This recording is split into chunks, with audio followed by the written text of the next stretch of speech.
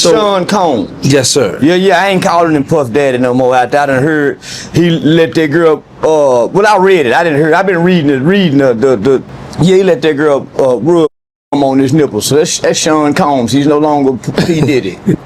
Okay, well, let me ask you this. Do you believe that Cassie think the 8 figures she received from Diddy was fair compensation for telling what she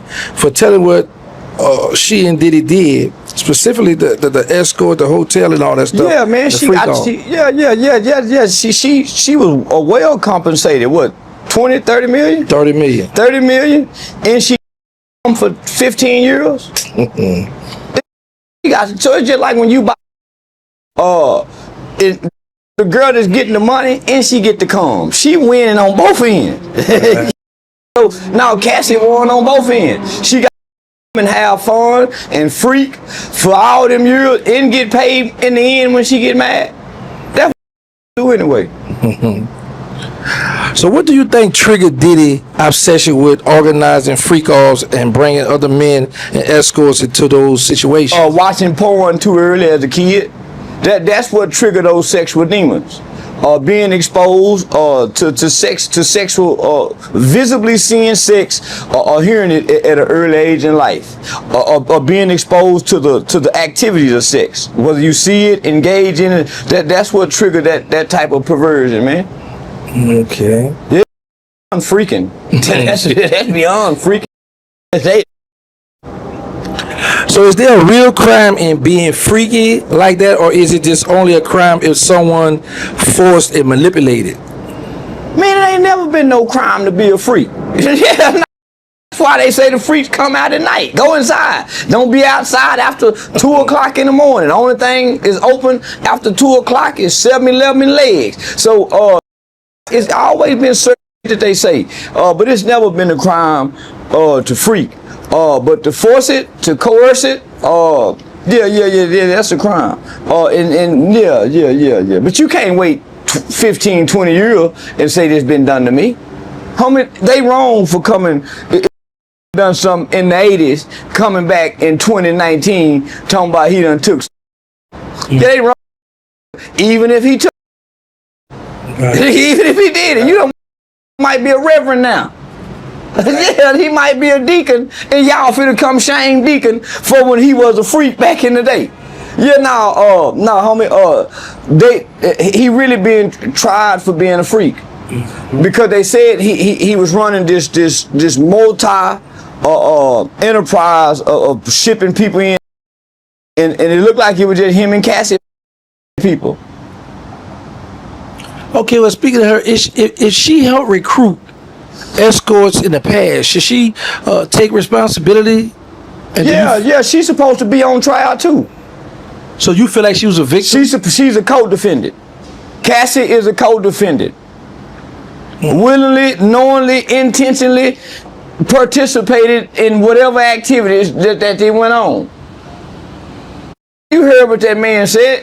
Diddy didn't ask her to pee in the mouth. She asked for that man to pee in her mouth. That's the white side. That's a white side in her. Yeah, that's a white side. I don't know too many black people gonna let you piss in their mouth. You gotta do that by accident. And I don't know how to hard anyway. Hard, you got to pee. You lying to me? Oh man.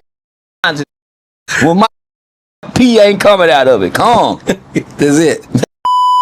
Hey, what's up? It's the Monster Man, man. Charleston White goes crazy and he goes off Diddy. He said that Diddy is weird to take a next man ejaculation and rub it on your nipples. And he said that Cassie is not all innocent because Cassie participated in the freak-off. I think Cassie is a victim, man. She had to do what Diddy tell her what to do because Diddy was controlling Cassie. She did not have no choice. She had to do what he tell her to do.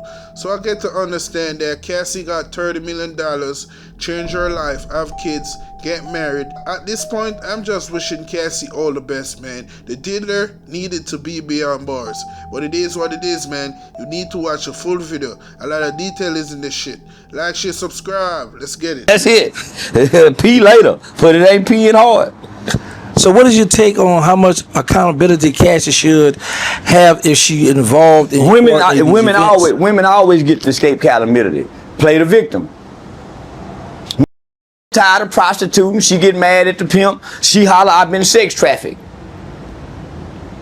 Yeah. You done had plenty of time to get away, to say, I don't want to freak no more, Diddy. Especially when your mouth was full of them souls you say you would get. You could eat it, hey, time out, I don't want to do this no more. My throat is full of sore. It's itching. You know what I'm saying? She could have been blew the whistle. Flag on. I done caught my 5th UTI.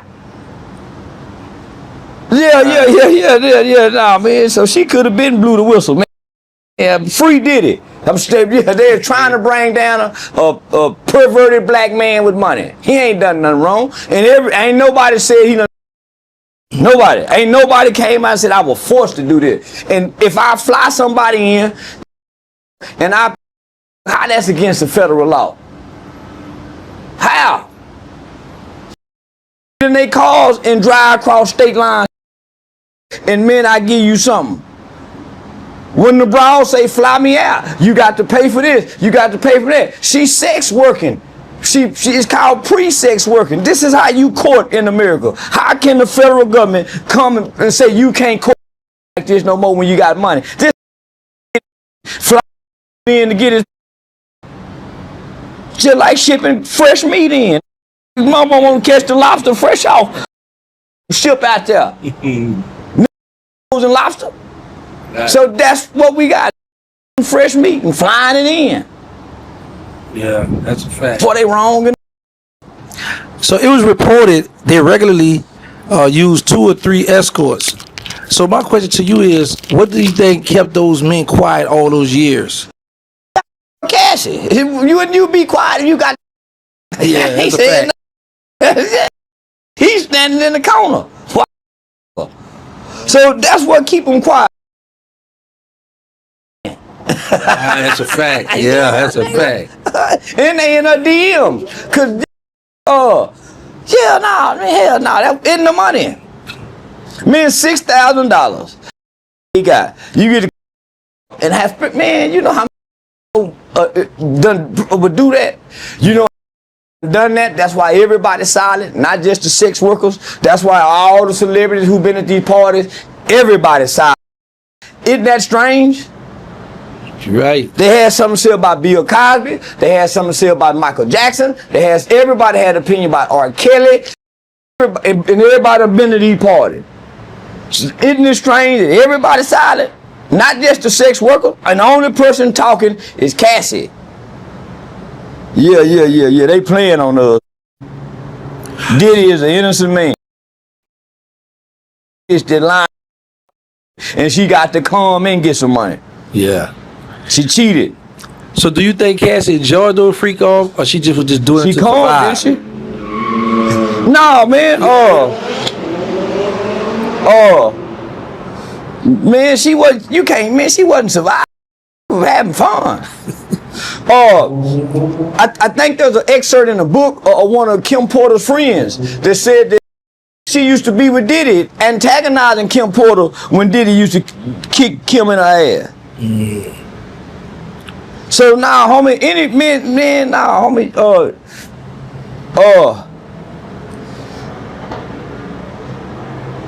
even the child was in the Making the Band group or the rap group. He even said she was toxic. That she would have. This ain't being Uncle Curtis again. Your auntie and uncle that be together 15, 20 years. They fight. They throw hot water on each other. They stab each other. They go to jail. This that couple. This Bobby and Whitney again. Yeah. Now she just got with a white boy. She just got with a blue white boy. His eyes is water blue too. She done got that, and she done shared this shit over here. And can't believe that this done this woman. So they done concocted a revenge. They getting back. This the white boy coaching. Didn't you hear the testimony today? They hadn't seen each other in 6 years. When they got back to man, they threw a heart in court. They got a picture, man. And that like this. Tell Uncle Curtis and Aunt B what to do. They got high together, abandoned the kids together. It was all about them. This that loving couple. This that toxic relationship that Glorilla rap about, that them whole love. This the ideal relationship for the love and hip hop.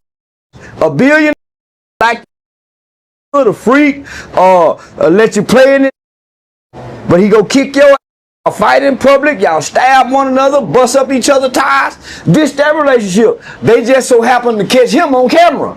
They don't catch her hitting him in the head. They'll never catch doing it. So we gonna play like she all innocent. She got to calm too, y'all. So don't take that out the story. The calm good for 12 years. It's every woman's dream and idea. All these type of men that Cassie got just don't want to tell us. She don't want to say, baby, I really like you. Matter of fact, I like you home. She can't tell you that. She got to fantasize about it. But here it is. That can make the fantasies come true, and he can put her in the Rolls Royce. There's plenty to take black eyes and crack jaws deliver that like this here. I do it coming out the ghetto. So hell no. Fairy tale story. This ain't a nightmare. The government's trying to make it a nightmare. This is a ghetto fairy tale story. So during the case, Cassie said she avoided kissing. It was too intimate. Do you believe that? No.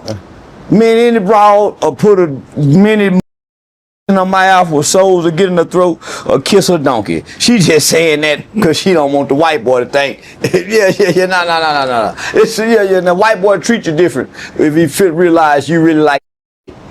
Yeah. White boy treated woman different. He realized she really like.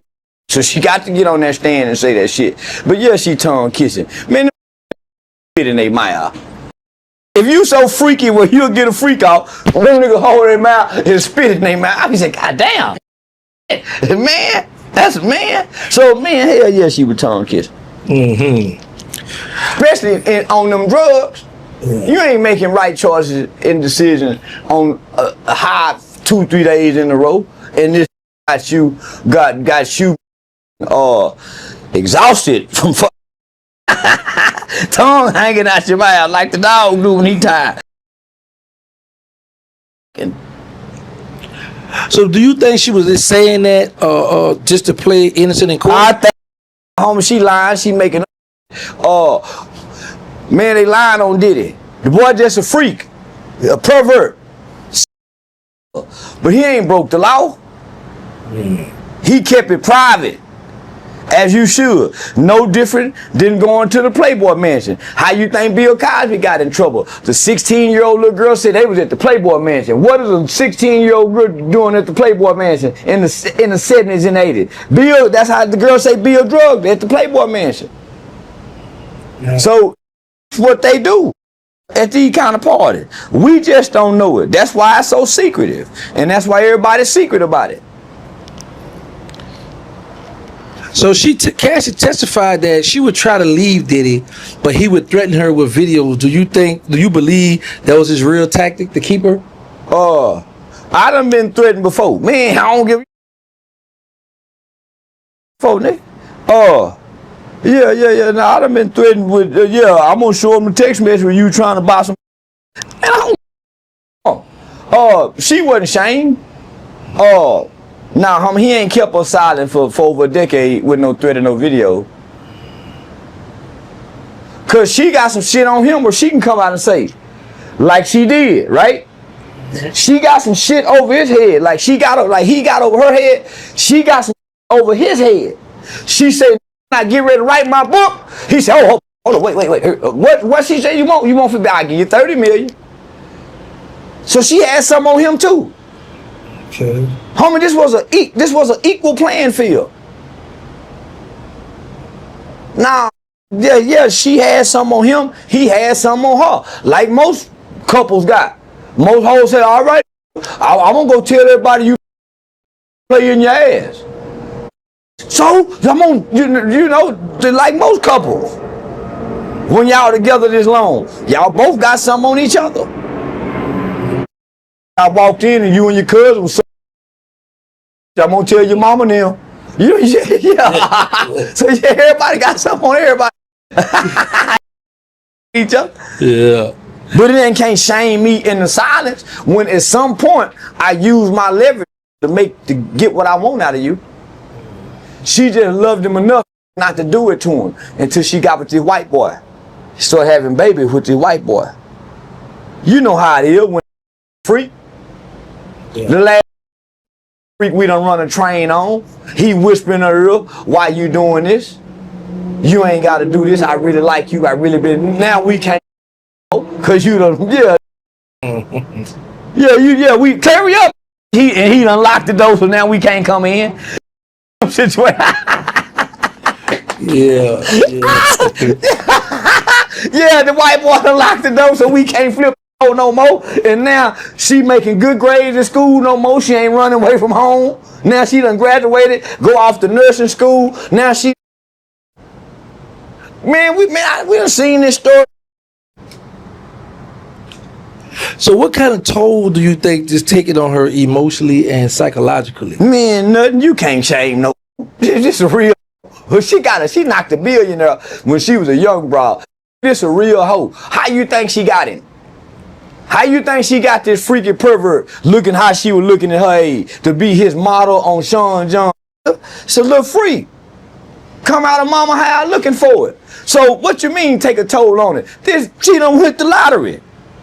Man, you can black my eyes for 30 million. Yeah. Yeah. I ain't taking the swords in the throat and all. I take a few ass whoopings for 30 million. Man, every day. How long? I'm gonna find a way to endure her like she did to get the 30 million. Most leave with nothing. A baby. Trauma.